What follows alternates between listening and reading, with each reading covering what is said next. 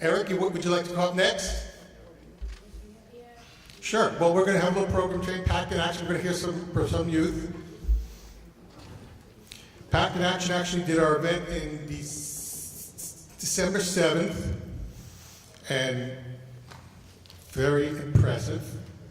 Eric at the time was, I think, part of their youth advisory committee, but now he's the youth coordinator, so he's moved up in ranks in the last 3 months. They have a great logo and a great t-shirt. And here you go. Thank you. Hello, I'm Talia Gallis. I am a PACT in Action Youth Advisory Board member, and I joined PACT in Action because my older sister, Ashanti Gallis, asked me to become a member. And I would just like to say thank you for allowing me to move up my spot to speak today and allowing our group to move up our spot to speak, because I enjoy being a youth inside our community, and I believe that we should step up and speak out about things that really matter to us. So I would like to present Changwa Muya, and she is also a Youth Advisory Board member for PACT in Action. Well, hello everybody. Like Talia said, I am Changwa Muya. First of all, I would like to give you all a warm welcome to my school. I am honored and privileged to speak to you guys today. I'm a senior here at Central High School. I'm originally from Nairobi, Kenya, located in East Africa. In Kenya, I have been exposed to all the violence you can imagine. I have witnessed parents being raped, people slaughtering each other like animals, and the cost of this was discrimination, lack of power, and lack of voices. Worst of all, at age 7, I was exposed to war. I have seen it all: bodies laying on sidewalk, babies crying because their mother were raped and killed. This is why I'm in the United States today. This is why I'm here with you guys today. I was one of the lucky people who got to come to America. I left home because of fear and freedom.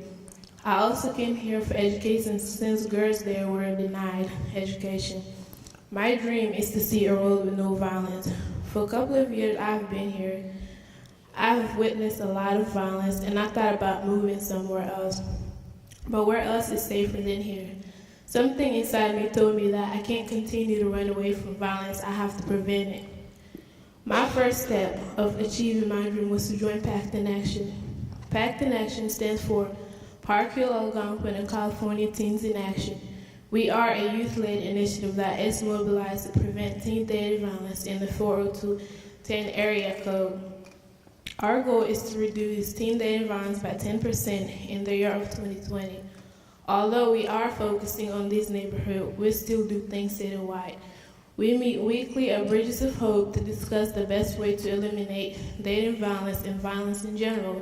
We go out to the community and provide community teen dating education. We go to St. George Community Center, Iroquois High School, and we also came here to Central High School to table. We do movie screening, retreats, and training, and we also establish a teen dating bill of rights.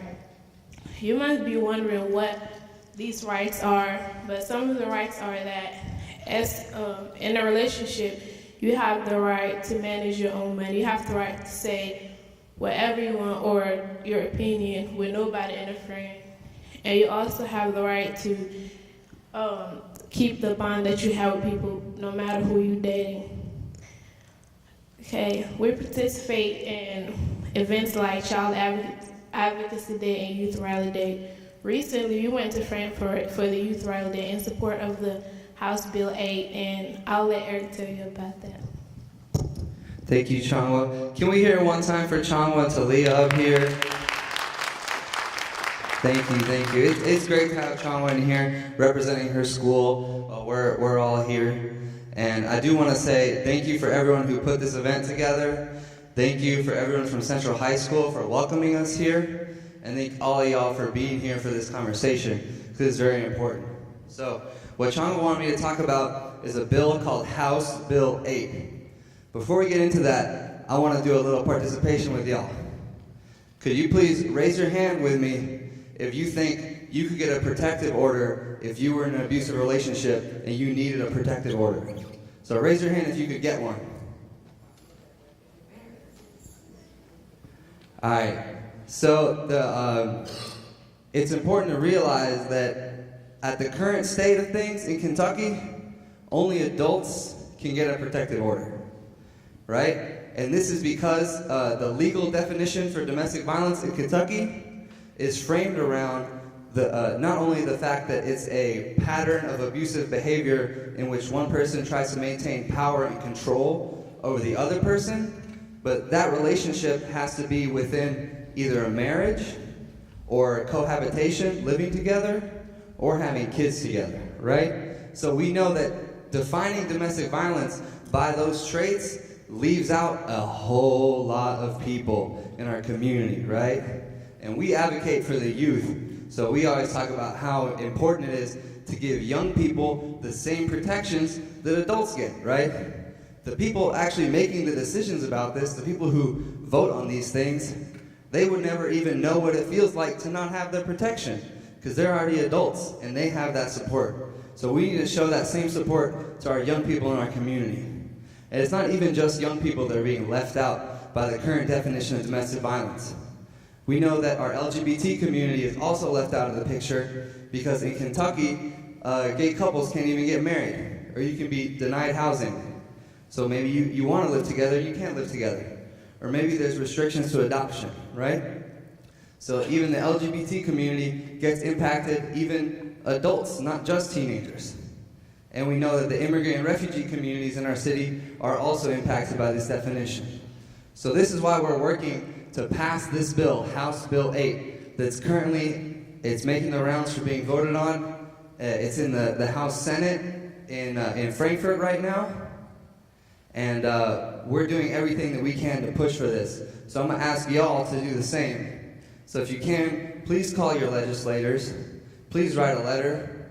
And if you got it in you, go there and knock on their door and ask them what's up, why they haven't pushed this bill yet. Because they're leaving our young people behind. And we can't have that, right? We need to make sure that our young people have the same protections that adults get.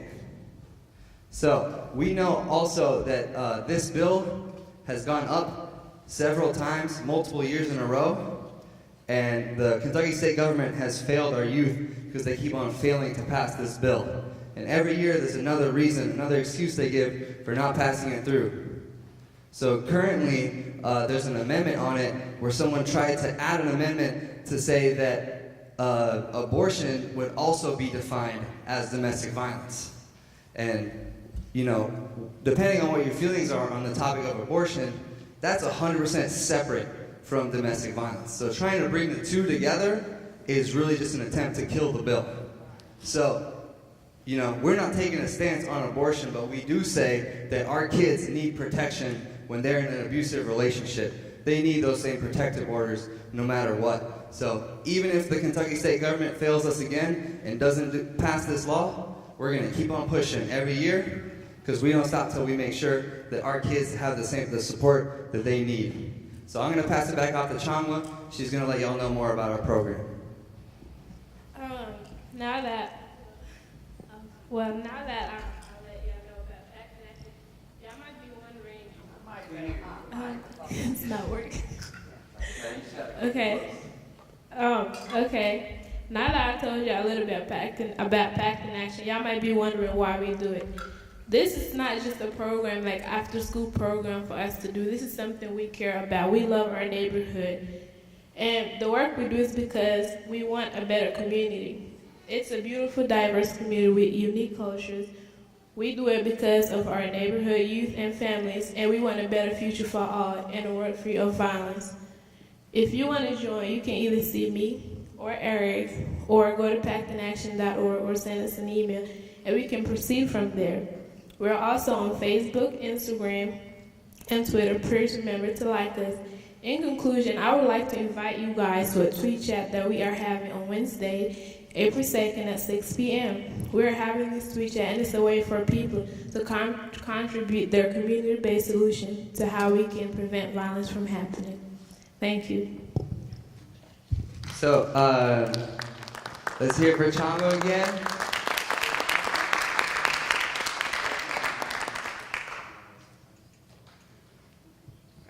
So before we move on to questions, I had one more piece, and I was going to pass the mic over to Talia again. But it's really important to understand that everything that we do as a violence prevention organization, and as well as the other organizations in the community that we partner with, it comes from a place of love, right? Because we're not about pointing fingers and trying to point the blame on someone for the violence. We're looking for solutions, right? We're trying to figure out what it takes to stop the violence. We're trying to prevent it, right?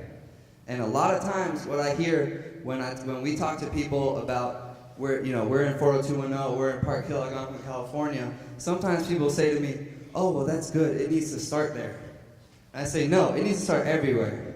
It starts with all of us here in the room. It starts in all of our homes, all of our blocks, right?"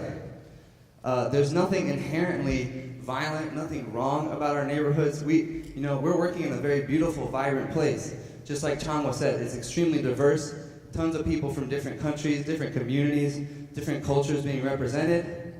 But the reason that we do our work in Park Hill, Algonquin, and California is because of a lot of the conditions of the neighborhood make it more likely for people to be the victims of violence, right? So we talk about two things when we talk about how we can change conditions to make there be less violence. We talk about risk factors, and we talk about protective factors.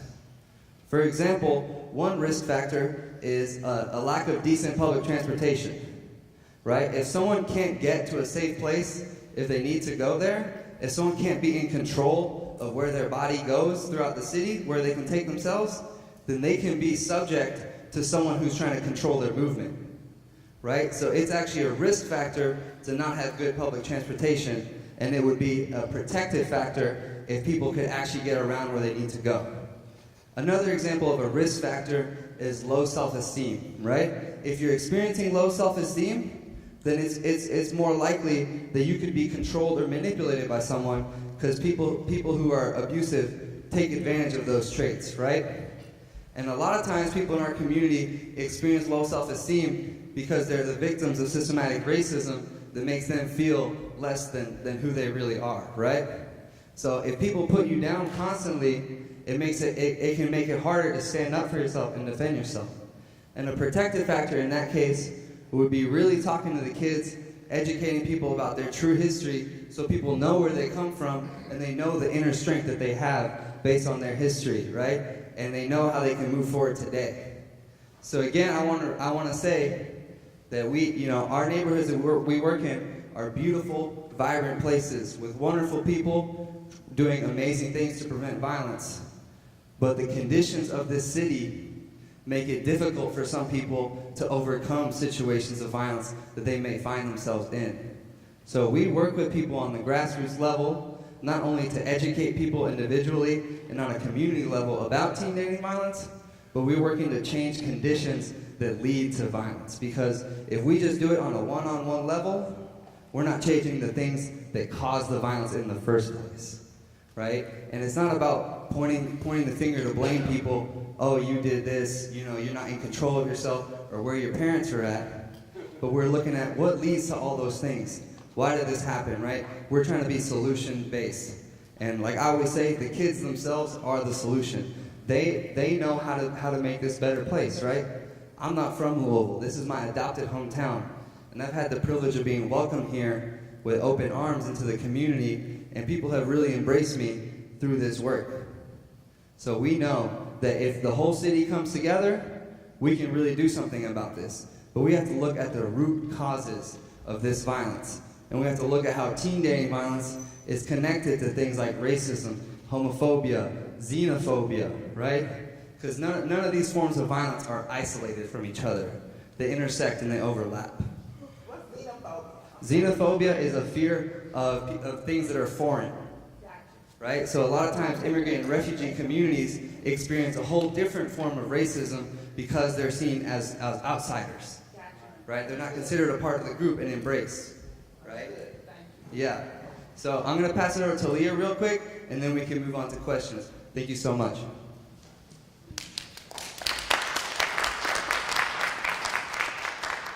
Hello, once again. Hello? Okay. Once again, I'm Talia Dallas, and I'm a PACT in Action Youth Advisory Board member. I would like to share with you all the fact that PACT in Action made a rap song, and it's called Younger Preventing It, and that was one of our methods of telling people about our group message of preventing teen dating violence. And one of the lines from our rap is, sometimes it gets real, sometimes it gets heated. But violence is real and violence isn't needed. And I just want to say that, like the hook of the song is, because we young and preventing it, we young and preventing it. Say no to dating violence and make the right decision. And I just want to remind everybody here that we are all preventing it. So I'm not the only person who's trying to prevent teen dating violence. And like, we are a community and we have to do it together if we're going to truly reduce teen dating violence. So that's all. Should we stay up here for questions? And don't forget, we have a tweet. Still on. We got a tweet chat coming up on Wednesday, 6 to 7. You can catch us on Twitter, #PreventingIt. Our organization, we use the Twitter handle @PACT in Action. So this Wednesday, we're going to be having this tweet chat using the #PreventingIt, and we're going to be talking about community-based solutions to violence that is happening in our city. So we're engaging people to see what kind of solutions can we find by putting our heads together. So please engage us in that conversation on Wednesday. Thank you, Whip. Oh, not so fast, not so fast. I'm trying to sneak out there. There's no back door. You go to Central High here? I've been to the school 5, 6 times. I've never seen such a well-behaved group of kids. Am I blind? Is there violence here? Is there problems like that in Central High? Not at Central. It's probably in the community, but I'm here to represent all the youth, and I'm also here to represent Central High School. What's Central High School's secret? Nothing. We are a diverse, beautiful. Everybody here is sisters and brothers. It is amazing to walk down this place. It's incredible. You should see my son's high school. It's nothing like this. Kalia, right? It's Kalia? Talia. I was right. Actually, one letter. Let me ask you something. Being young and I'm not, and do some people out in youth, do they think violence is cool? I think that there are many reasons why people are compelled to do violence, and fitting in probably is one of them. So I believe that the people who you hang around do affect your behavior. So peer pressure, they're trying to impress their peers, they want to fit in? Yes, but it can also be on the other hand. Like, if you hang around people who don't believe in doing violence, you will be less likely to do violence. Be careful who you pick your friends with, right? Is that what you mean? That's some pretty good advice. Oh, I'm sorry. Question, go right ahead, sir.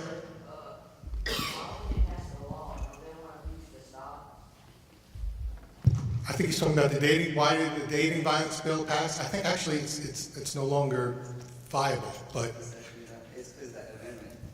So I think that's an excellent question, right? That's one I would ask the people up in Frankfurt myself, right? Why haven't you passed this? Don't you want this to stop? Because this really is something that's been an ongoing process for the last few years of people trying to pass this law so that teenagers can get a protective order. And we actually, like Changwa said, last month we went to Frankfurt and we spoke with our legislators that represent our district. And one of the big issues that we confronted was that a lot of adults don't even recognize that teenagers are in dating relationships. So they don't see teen dating violence as a real thing. But we know actually that teenagers experience teen dating violence just as much as adults experience domestic violence, except it's often happening in silence with no protection, right? So I think that's an excellent question. I wish I had an answer for that as to why they're not doing it, because I mean it's their job to represent us, right? And if they're not representing the needs and the will of the community, then there's something that needs to happen in order to make it so. But thank you very much for asking. And if you're interested in more information about PACT, we'd be glad to talk to you more about that and the bill itself later. What's the bill called again? It's called House Bill 8, HB 8. And like I said, it's taken many different forms across the years. Last year is House Bill 11, and it died because there was issues with funding related to JCBS. So there's always something that happens that kind of just kills the bill before it could happen. But we know this is a protection that our teenagers deserve and that they need to have to stay safe. Okay, I have 2 questions for you, Eric. Yes. And one of them is I'm going to pick a bone with you. I mean, by the way, from December to now. Now you got your promotion. Much better speaker. You're doing great. But are you Hispanic? So yeah, I am Latino. I'm the son of an immigrant. My mother came here from Colombia to get her education in the United States. She worked in the hospitals downtown. She was also a Spanish teacher in JCPS. She taught at several middle schools, and she taught ESL. You know, so even though this is my adopted hometown, like I really was raised by people here in the city, and not just my parents. The whole community brought me up here, and not just the Latino community. You know, the African American community in this city really does run things and make it a beautiful place. And I'm glad to be here, and I'm glad to be with all y'all right now. What about the Spanish community in Louisville? Is it large? All right, so that's an excellent question, because I know there's no I don't know if there's any Latinos in the room right now, but you know, we actually are a big community here in the city. A lot of times people don't see us. You know, a lot of times if you don't see something, you don't necessarily know it exists. But we're here. There's actually a Latino community center in Old Louisville called Woodbine that's founded and run by women, and originally started to help Latina survivors of domestic violence. And there are a lot of different organizations here making important moves, but it is important to remember that the work that any of us as communities and organizations, we don't do it just to move ourselves forward, right? Latinos don't do things just for Latinos, right? And neither do African American folks. We're all trying to cross that finish line together, right? And the only way we can do it is if we're holding hands and moving forward together. Now I'm going to play devil's advocate, because I heard you say something. The conditions create violence. Do two people in conditions, in risk conditions, do they both react to the same violence? Is it possible that one will react with no violence, and then one will react to those conditions with violence? So is it really the conditions' fault? I would say, I guess to the first part of that, I would say, yes, every person reacts differently in every situation, because not everyone has the exact same upbringing or experiences, right? But as someone who studies violence, as someone who studies sociology at U of L, I do look at social conditions as the primary cause of a lot of the things that we're experiencing here in the United States. So, like, this is a country, real talk, that was founded on violence, right? It was founded by stealing indigenous people's lands, putting them in concentration camps, and then building everything on the labor of enslaved human beings. So we are surrounded by violence here, and we grow up, and that's the air we breathe, you know what I mean? And unless we have some sort of a framework to understand that, to break that down, and to learn how to not perpetuate that, because that just comes naturally if it's all around you. So we need to be given other options. We need to be given different conditions. We need real community power.